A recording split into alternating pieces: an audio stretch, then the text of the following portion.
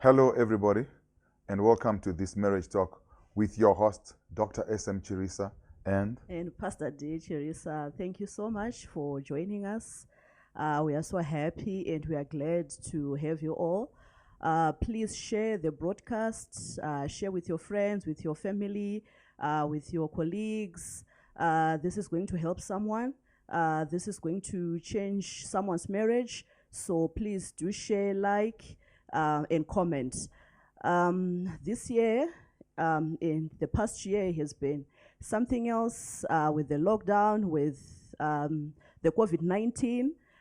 People have been staying at home, homeschooling, financial strain, limited space. So, yeah, this year has been something else. And I believe we are still in this for another year or something like that.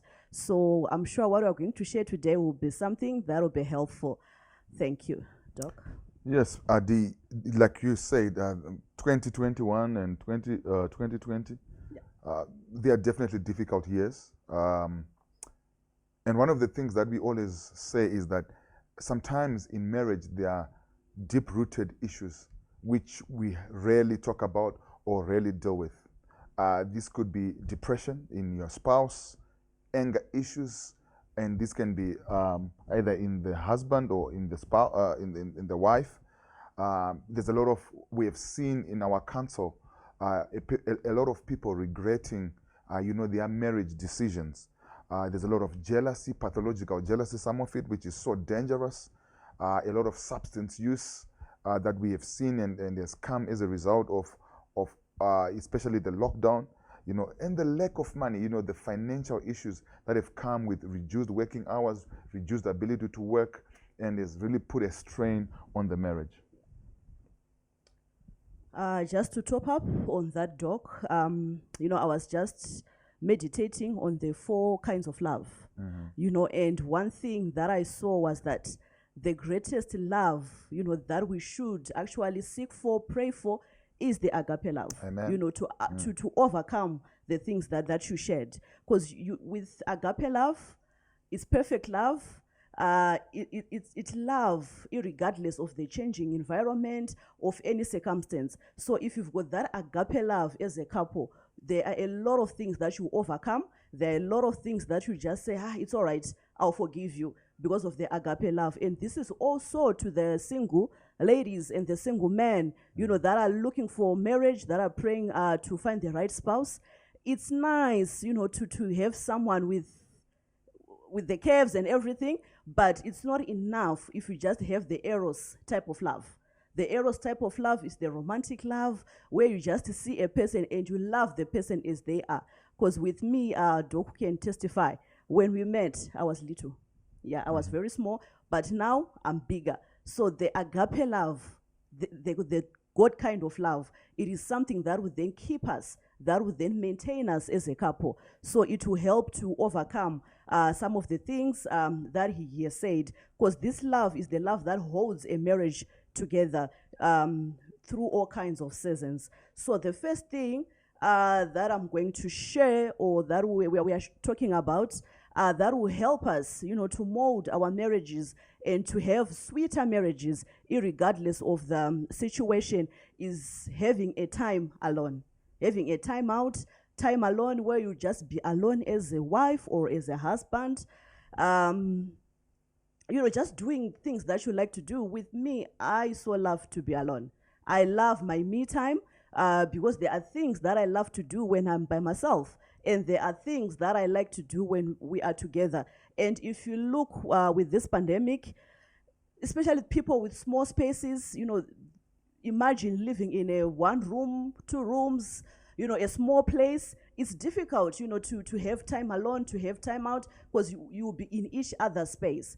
And it's not healthy, to be in each other's space from the time you wake up until the time you go to sleep. So it is nice to create separate space. It is nice to create that separate space where you just go and sit somewhere, you go and sit outside, you just watch TV, you just do something that you like to do by yourself. It is nice because it will make your mind, to relax, to calm, and to think of better things that you can do. So an hour or two each day alone It is good. I don't know, Doc, if you have something to comment on that. Yes, I also prefer certain times just to be alone. Yeah.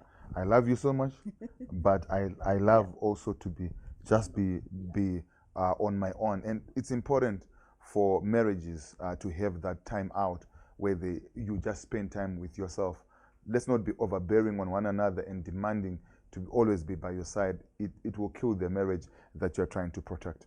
The second thing that we want to talk about is, is these lockdowns and as this limited movement is there, how are you going to create activities in your home that sort of like allow you to, allow that marriage to work, or the mechanics of the marriage to work? So the second thing that we have been doing ourselves is to using routines, or to have routines. Routines. Everybody must have their own routine. So she knows my routine. She knows what time I wake up. Even though we wake up at different times, I also know her routine, and I respect that. And also, we have a routine for the family, have a routine for the kids that are homeschooling, have times for meals. They are clear. I know what time dinner is. I know I've got scheduled time for my exercises. I've got scheduled time for my devotion to the Word of God, devotion to work. I've got my also TV time every evening. I've got time that I watch TV. I've got my prayer time, and she likes to do a lot of do-it-yourself projects, and she's always touching, and I allow her to do that. And so one thing that I want to say as a psychiatrist is that our brains, they love structure. Whenever there is no structure, confusion reigns, and wherever there is confusion, pain is the next issue that comes. So what you want to do is you want to structure your home. You want to structure your marriage. You want to structure your activities daily, weekly. Plan. Let other people know what you have got planned, so that they will not come and hassle you and become a menace in your, to you, because they do not know what you are doing. So schedule and have routines as a married couple. Over to you, Dee. Thank you, Doc, for that. It's powerful. Yeah, it is. I think I'll just comment to the man on having routines, planning, and everything. Maybe it's in my house alone, but with women like me, I love to clean. I love to clean certain places at certain times. So my husband, he knows that routine, that when it's, for example, 10 o'clock, he will be in the bedroom, tidying up, cleaning and everything. And if you don't respect that, if you don't respect my routine, and you want to lie on the bed, yet I want to do the bed and sweep the floors, it will not be nice. So many men are guilty of that. Just yes, it jumping won't be on nice, the bed after it has been made. Yeah, exactly. So I always say, please respect my effort, because me, taking up my pillows and everything, to me, I call it effort. It's my effort. So to the men, please respect your wife's efforts. If she says, please, can you go and sit outside? You want to clean, you want to do this. Respect them. It's a routine. And she has to also understand that, at this time, because I can't come to him when it's prayer time, to say, please go and pray outside. It won't be fair. So it's nice to know the routines, to know what time he is doing whatever he's doing, and whatever time I'm doing what I'm doing. The next thing that we'll talk about is practicing kindness to one another. We've counseled a lot of couples with my husband. And when you're counseling people, also when you see people like a couple coming to seek help and to seek wisdom, a lot of things would have happened. And we have seen some couple, the way that they'll be talking to each other in front of us, it will be, something out of line, something out of order. Yep. You'll be hearing a husband saying, Pastor, Amaya. And I'll be like, okay, now she is Amaya. But when you guys met, or when you... Sweetie. Exactly, sweetie, baby. All those sweet names that you'll be calling each other. And then you'll be hearing someone saying, Amaya. And I'll be like, oh, okay, yeah. So practicing kindness, it is one of the things that will cement a marriage together. It is something that you bring a couple together. If you read Proverbs 16, verse 32, it says, he who is slow to anger is better than the mighty, and he who rules his spirit than he who takes a city. And if you look, I also love another scripture, Doc, Proverbs 21, verse 9. It says, better to dwell in a corner of a housetop than in a house with a contentious woman. And if this is true, referring to a woman, it is also true, referring to a man. So it is better to stay, than with a contentious man. And being contentious is someone who is always angry, or someone anopopota. And I have always said this to my marriage, same here, unotopiwa like a nickname kunzi Maika Miripiri or My Miripiri, because of how you talk, how you express yourself, or when you are angry, the neighbors, the maids, the cockroaches, everyone will know nasi ya my ningi is angry. It should not be so. Especially when we are dealing with our husbands or when we are dealing with our wives, we should be able to control our anger. We should be able to control, how we talk, how we shout, how we do things. Because if you do not do that, you are giving the devil an opportunity. And you know what happens when you give a devil an opportunity. So it is a lot of things that then we face in marriages. It is something that we have opened up a door on our own. Because when you are angry, you then say things that you cannot take back. You then say, you can demean your husband. You can say, hurtful things to your wife. And I'm sure you know what words does. They will stick in your mind. They will stick with you. You will be remembering them. That what this guy said, I am this and this. Or this woman said, I am this and this. So when you feel like shouting or criticizing your husband, take a deep breath, relax, and then talk when you have thought of what you want to say. Don't just rush to say something, rush to decide on something when you are angry. And with practicing kindness, especially on anger, a lot of people, they made wrong decisions because they were angry. So they just comment on something, or they'll just say, this marriage, let it stop or let it end, because people will be angry. So kindness is very nice. And also one thing that I would just say, I'm sure as a psychiatrist, I want you to comment on that. Being kind to your own self. A lot of people, they are not kind to themselves. They are harsh on their own self. So it would then be difficult to show kindness to your neighbor, to show kindness to your co-workers, because you as a person, you are not even kind to your own self. You don't like yourself. You hate yourself because maybe of past experiences or something that would have happened. So you just hate yourself. So please, and in a marriage, if you know that no one is perfect between the two of you, it's better. Because I know wives, when we are counseling, wives, they seem to be saying, I'm the perfect one. Men will also, but with women, we have that feeling of saying, I am the perfect one. But no one is perfect in a marriage. So please, hold yourself back, relax, cool down, and then say what you want to say. And then agree or disagree, but in a nice way, using the correct words. Thank you, Doc. Yeah, just to weigh on what you said, Dee, on kindness. It's really important that sometimes when you are angry, do not lay seeds that destroy the intimacy and the friendship that takes so long to build.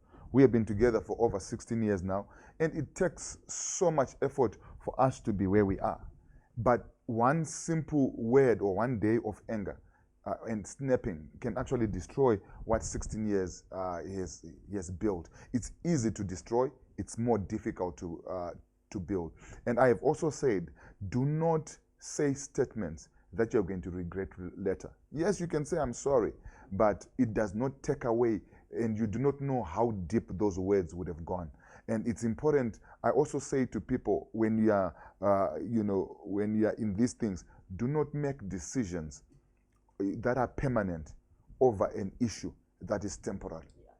Don't make permanent decisions over issues that are fleeting and that will not be there tomorrow. So when you, and don't make permanent decisions when you are angry. Do not. It's better for you to say, you know what, can we just stop this, move out, step back, and then give yourself time. I've seen people make decisions that they regret for life. So the fourth thing that we want to talk about is how do you sort of like gel together, especially in these difficult times where you are spending a lot of time together. And you know, to be honest, to say that it's easy, it's not, because we were never used. In 16 years, we had never spent so much time together like what we did, you know, and being forced, you know, to stay together like that. But one thing that we have seen that actually helps you to start to flow in the same direction is to focus on the same short term, or what I can say, maybe develop plans together. Develop plans. Have plans about what you want to do as a family, the things that you want to achieve during the lockdown, or the ones you want to achieve this year, and have clear roles on what each person is going to be doing to bring that plan to fruition. You know, and so that is very key, because don't just say, I'll do it, Ndega. You know, especially men who say, no, don't worry, you just sit, I will do it. She is not a cabbage. Yeah. She is active, her brain is working. D is a lawyer, so I can't just say just sit. She was not, her parents did not groom her, and she is not what she is, so that she can just sit. She wants to participate in what this family is doing and where this family is going. So let's plan together. And I really want to just quote the scripture in Mark 3, verse 25, which says, if a house is divided against itself, that house will not stand. And I've seen so many marriages going, you know, into pieces just because of division. And that division comes as a result of the two parties never sitting down and say, what do we want to achieve? And talk about issues, and then say, okay, fine, what is our role? So for us this year, we know exactly what we want to achieve. And what is our role? What is her role? What does she do? And it allows everybody to be a participant in the progress and the success of the family. You know, so that's very key as we move forward. Over to you, Dee. I think I'll also comment on that, on planning and developing plans together. A lot of people are discouraged. Mm-hmm. A lot of people, you know, the uncertainty of this pandemic, it's so huge. It's so huge. And, you know, most relationships have been stretched. They are now so thin because of, you know, everything that is happening. So we have seen people that have actually stopped planning. They've stopped planning because they'll be like, why do I have to plan? I don't know what is going to happen. I don't know what is going to what. But if you are a Christian and you're listening to this broadcast, please be encouraged in the Lord. Mm-hmm. Be encouraged in the Lord. It is actually the time to build yourself. It is the time to trust in the Lord. So you can still continue with your plans. You can still continue with your desires. You can still continue to do the things that you had said you are going to do in 2021, in 2020. And, you know, it's very important, what you said, Doc, to sit down together. Because we've got things that we have said we are no longer doing this year. Mm-hmm. We've got things that we have adjusted. We've got things that we say, all right, this one, let's now do plan B. Yes. So if you don't sit down then as a couple, and then we just see Baba, you know, doing things, you know, just changing things and doing things, you are divided. You know, you will be divided because it will be a shock. He can explain and say, you know what, it's because the income is decreased, because the what is what. But if he doesn't sit down with me, you know, to discuss those things, at first I will criticize. And the husband must not blame the wife for the criticism. The husband would have brought it. You know, you'd have caught the criticism because you didn't sit down. You know, you didn't sit to plan, to think on what you are going to do and everything. So please be encouraged in the Lord. Stick to your plans. We have seen a lot of things. You know, it's what now? February. But some of the things on our plan, on our goals are actually coming to, you know, we are seeing the things. Things are manifesting. So if you are a child of God, if you believe in the true God, stick to your plans. Continue planning. Where you want to adjust the plans. Seek the wisdom of the Holy Spirit. And the Holy Spirit will lead you, you know, to say, you know what, this one, take this 10. This one, take this 10. So that the year will not just end. And I'm sure a lot of people, 2020 just ended. Yeah. 2020 just ended, and they were saying, I'm not going to count it on my years because nothing happened. But for a lot of people, something happened. Most people, they continued, you know, with their plans. They continued praying. They continued fasting. They continued, you know, seeking ways, to make their plans come to pass. So please sit together, plan together, and you will succeed. The next point that I'm going to talk about, this one is actually is an interesting one. It's an interesting one. It's fighting clean or fight clean. I'm sure we have seen some dirty fights. We have seen, even amongst friends. I remember, when you're in school, when you see people fighting, people can start to fight, and telling other people about the things that we're saying about other people, divulging information to people. That's dirty fighting. So when you are a couple, have the maturity of saying, you know what, our fights, they should be clean. Me and my husband, one thing that we have seen or that we have decided to live with is that even if ukatsam, tiangotaura tese either way. Yep. So the earlier we resolve whatever is happening, the better than for you, to fight, to continue fighting and to say hateful things. Because if you say that, it's going to, to make you to drift apart even more. It's going to create some things and opening the door to the devil, like I once alluded to. So whenever we are fighting, or when we are fighting, ban criticism and contempt from your vocabulary. We have seen you do it. People do it. Like when they are fighting, people, they continue to refer back to things that have happened, to refer back to say, unogara ushidai, or you always do this, you always do this. And then people start to bring, things that have happened 10 years ago, 5 years ago, 15 years ago, and it will not help with anything. And fight cleaning, you should never call each other nasty names. Don't do that. Don't call your husband or this what. And we have seen it, people, like, they go to their parents or to their family and they'll be like, certified copy of the devil. And when things are now working or when things are now going well, people will be asking, certified copy of the devil. And what time with your people, you'll be angry at them, but you are the one who was fighting dirty. So whenever you are fighting, fight clean. And you should know that your body language says a lot. Body language says a lot.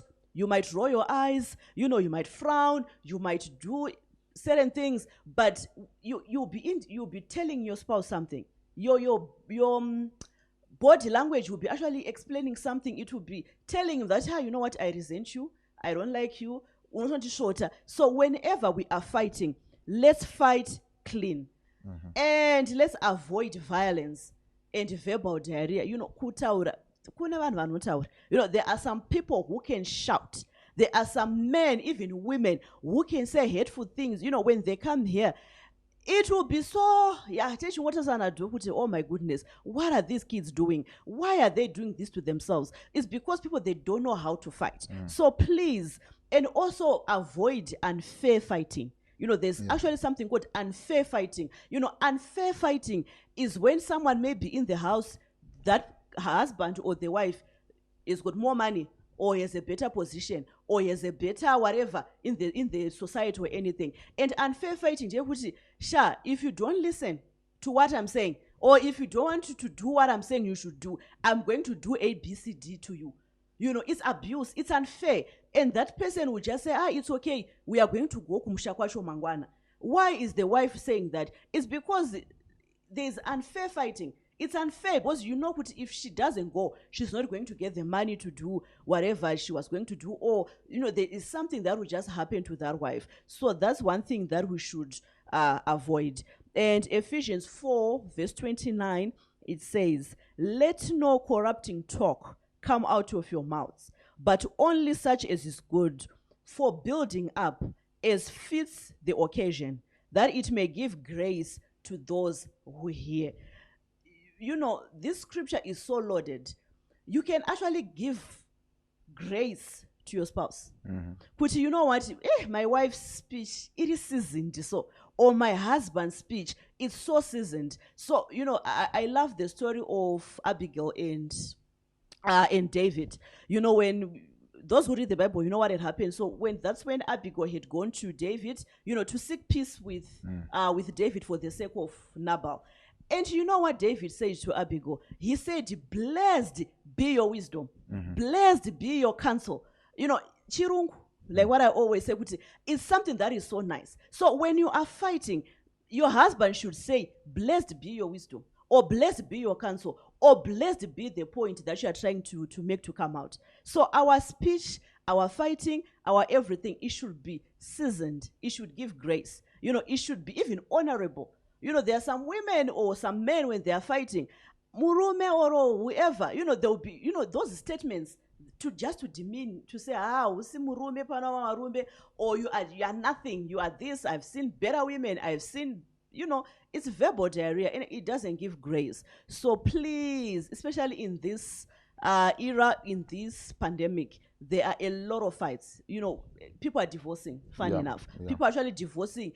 Of course, you know, staying together, being in one house, being at one place for a longer period of time, it brings that. So fights, they are unavoidable.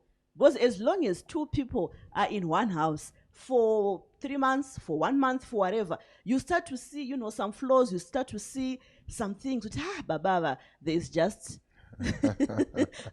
something wrong with him. So please fight clean. Because you are still in that same house, you are still with that same husband.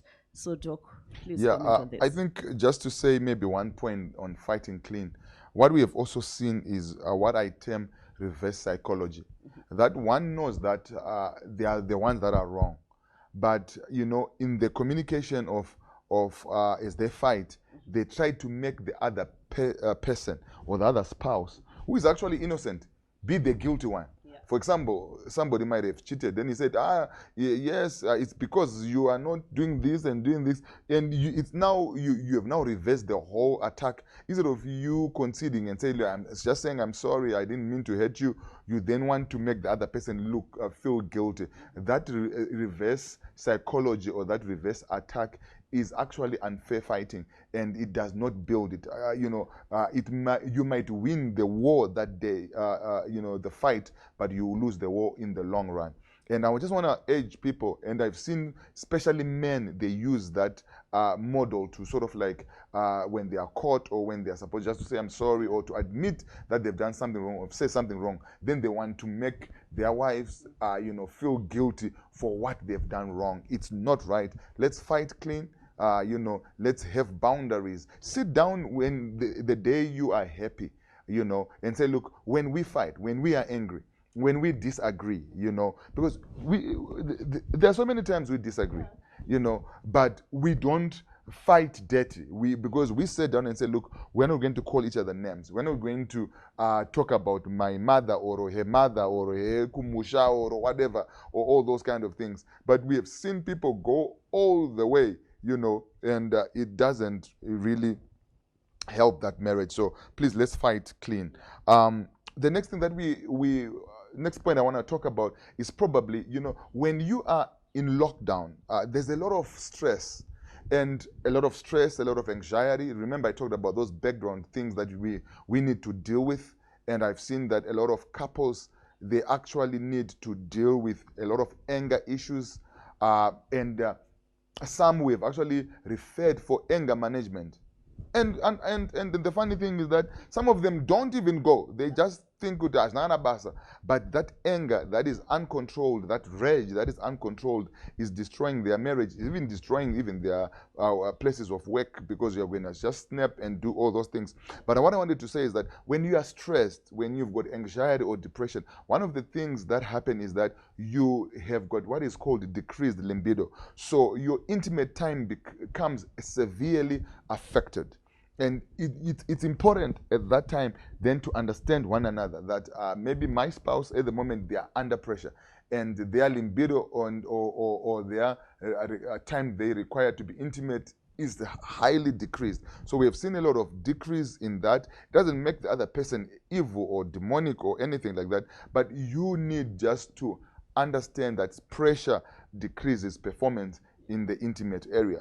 And however, having said that, we also want to say that we also give boundaries, because we don't want then that marriage to become what we call asexual marriages, where there is no sex, where there is no intimacy at all. That is also dangerous, where you go for weeks and months. We had another couple that had not been together for a year. The other one had not been together for 3 years. We had one that had not been together for 6 months. And I say, so what's going on? Is that still a marriage? Or you're now brother and sister?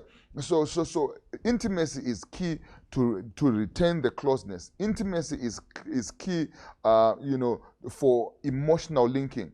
And all that, it's very key. And I always say that do not defraud one another. Do not go for weeks. Yes, it might be low, but as a rule, we say do not go beyond 1 week without being intimate as a married couple. It's once you cross those numbers, you start to walk into dangerous areas. You start to open opportunities for the devil. Your wife will start to see other guys. Your husband will start to see other. Do not go there. Don't give the devil an opportunity. Intimate time is okay. What do you have to say about that, Dee? All right. I think I'll just say thank you for that. It's very important. It is important, especially in times like this. But also maybe, to make it work or to increase, the number of times, it also has to do with the atmosphere.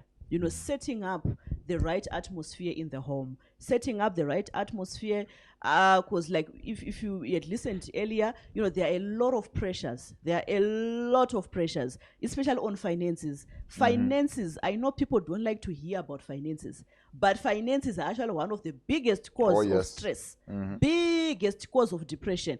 So the atmosphere, so when there is no money, there are more fights.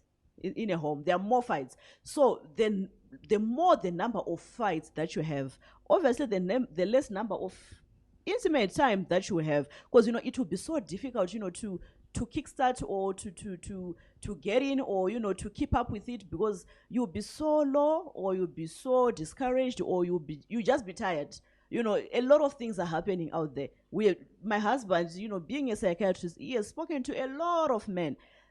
They are discouraged. People are so discouraged. Even now with the school fees, if schools are going to open, there'll be more stress. More stress is actually coming. People that have got kids going for Form 1, for Form 6, for Grade 1, and we don't know how much time will be given to say kids are going to school. They might say they are going tomorrow. They might say they are going next week. And a lot of people, they would not have gotten their paycheck, their salaries.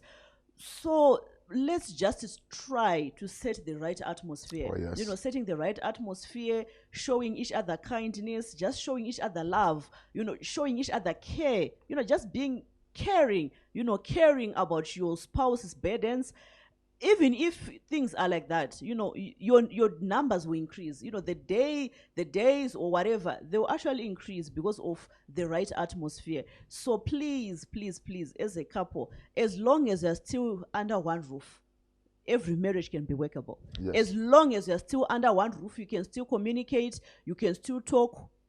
There's still chance. There is really still chance. So your husband is not demonic, by saying no, or your wife demonic by saying no, but, also sitting together, like what you said on planning. You can even sit together on this topic, because it's actually one of the very important topics. It's very important. It is very important, because the scripture that you read, not giving the devil an opportunity. So this topic is very important. People might just say, you know what, whenever he's ready or whenever she's ready, but you don't know then what your spouse is going to do behind your back. So please, the right atmosphere from the time you wake up until the time you go to bed. Over to you, Doc. All right. So we've got some few minutes left, Dee. We could just talk on, certain nuggets that are key for, from your heart, and, just to, one of the things that we just want to say before we close this broadcast is that let's have boundaries. Let's work within boundaries, and let's agree boundaries that we are able to work in as couples. And let's try not to overstep those boundaries, so that we are not in each other's spaces. We are different people. We like different things. Dee likes different types of movies. I like different type of movies. I like reading. She doesn't like reading. And And so we are different. We've got different personalities. Yeah. And it's important not to take your personality and shove it down your spouse. You have to know what type of a person your spouse is, Yeah. and then be able to know and anticipate, Yes. their behavior, and then tolerate their behavior if the marriage is going to talk about. Maybe D, you can talk about a bit of emotional infidelity. All right. Emotional infidelity. This is when. Okay, we know of moral infidelity or financial infidelity. I'm sure we have said that. With emotional infidelity, this is when you'll be cheating with someone that you are not in contact with. Is that so, Doc? Yeah. Yes. Cheating with someone that you are not in contact with. So a lot of men, or a lot of women, they flirt with people that they are not in contact with. I actually know of someone, the guy is in the US, the lady's married, and she's going out with this guy, and the guy had said he's coming to marry her in December. There is emotional infidelity there. These people have never slept together. These people, they've never kissed, they've never hugged. But it's emotional. This person is attached to someone. This person is attached to someone. So you might say, I am not cheating on you, but your mind or your thoughts or your heart is attached to someone. And it is something that will destroy marriages. Yeah, and especially during this age of social media and and being on the internet, it's very key to protect yourself, not to get yourself hooked in that level of intimacy, because it can destroy. When your heart or your emotions are with someone, whether you've kissed, whether you've never seen the person, your heart is where all the things go through, and you will start to destroy your marriage. You will start to see your spouse as if they do not matter and they're unimportant, because you are emotionally satisfied with this person, especially online. And on this, I also want to talk about, not rekindling, fires of your exes, especially those exes from your neighborhood, exes from your school, Form 4, Grade 7, and we have seen all kinds of exes, and then you just start sexting, when you text, and you just say, hi, da, and you start flirting and all that. Yes, you know that you're not even going to meet, but it just, when somebody discovers that, it hurts.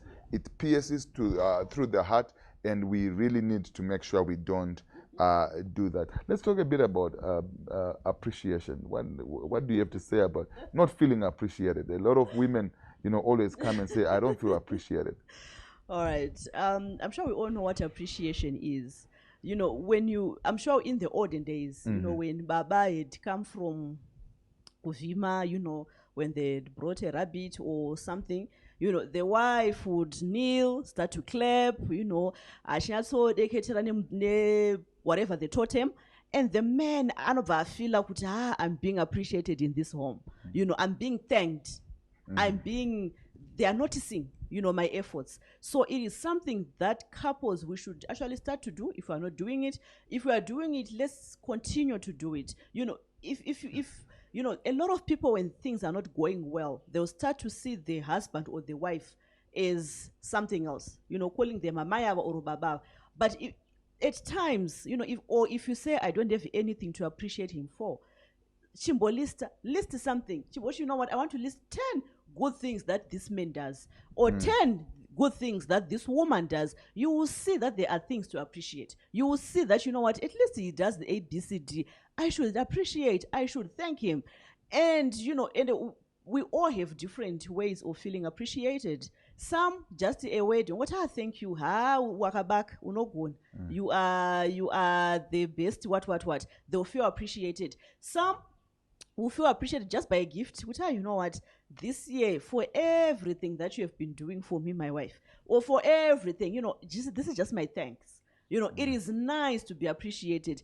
Uno it a power. You'll be re-energized. Uno feel even with the same with our father, our Abba Father. When we thank him, when we praise him, when we show appreciation, more things will be done for us. More doors will be open for us. So let's show appreciation. And there are people that are feeling, but I'm not being appreciated. Please, and also this also comes with competition. You know, there's a lot of competition if you look amongst friends, amongst families, amongst whatever, work colleagues and everything. Yeah. So you start to see as if your spouse is not doing enough. You start to see as if, Murumo, you should get 5 jobs. And then you don't appreciate him. And if you then don't appreciate him, it will, you'll be drained. You'll be drained, to do more and Yeah. to work more. So let's appreciate even small things. Which, hey, you know what, my husband, we just have electricity. Thank you so much for that. We really appreciate you. We just have water. Thank you so much. We really appreciate you. So yeah, it is very important. Just maybe to just say one point there on appreciation. I just want to say that just because the other spouse is not working or is not bringing in any income does not make them unappreciable. Yeah. I think there's a lot of things that the spouses that even stay-at-home moms are doing to make sure that that family is in balance, the kids are well clothed, all your things are in order, and what they are doing is actually work on itself. Yeah. And they can actually get tired. And I've seen a lot of families saying, mana wedu anonza mari and all that. Yeah. That's misunderstanding of an organization that is such as a home. So we don't just appreciate the person who's just bringing in the finances, but the one who is then managing the home and making sure that everything is kicking. They also need their appreciation. And that and last but not least, I want to talk about kids, managing our kids at home. Kids can be a source of marital problems if you are not careful. This can start while they are young, even when they are old. But the most important thing that I want to say is that as a husband and wife, you need to sit down and sing from the same hymn book when it comes to your kids, because these kids are manipulative. They can come and they know that if I go to this, mom will say yes. If for this thing, mom will say no. So they go to dad. But you need to know and say, what did dad say? So ask reference and say, okay, fine, I'll give you an answer. You consult with your spouse, and then you give an answer, and so that there is no back and forth between the two of you concerning an issue. So you manage your kids well. It's very important because if you don't, they can actually cause a lot of problems. One of the things is sometimes be away from your kids. I've seen some women say, manwangu, as if you are going to, that kid is 18, 15 years away from out of the door and not wanting to stay with you. So the kids that you think are keeping or in few years, they'll be out of your life, So you need to manage that very carefully as well. Dee, maybe as you close, what do you want to say about that? All right. As I close, thank you so much, Doc, for that. I think on the kids management, all right, I would just say maybe for the now, especially with the homeschooling and everything, let's help each other. But it's also, I've seen some wives saying he doesn't do work with the kids, he doesn't do this with the kids. But between the two of you, there is one who has that strength. I have that strength. I do work with my kids. I make sure that they do all their work and everything. But when there is something that I just want to say I'll tell Daddy. And when Daddy comes, you will shout, you will correct the thing. Because I'm like, Daddy, you know what? These kids are not doing A, B, C, D. So that at least he's in the picture of what is happening. So between the two of you, there is one who has the strength and one who doesn't have the strength. So if you have the strength, please make sure that you are helping your spouse, to control the kids, to help the kids and everything. So that when they grow up, they will not depart from what they have been taught. Ladies and gentlemen, thank you so much for listening, and I hope this comes to you at an appropriate time and giving you just sharing wisdom that we have used, to try. We are not saying that we are champions, but we are just doing our best, and our desire is to continue loving each other even 50 years from now and being with each other 50 years from now. But one thing that I want to say is that marriages don't fail. It is the people that fail marriages. And the other thing is that you need the right wisdom. You need the right counsel. Get a mentor, get somebody who can speak into your marriage, get somebody that your wife, your husband can model, get somebody that your husband can listen to, and if you need help, contact us and we'll be able to help you. Bye for now. Thank you for watching.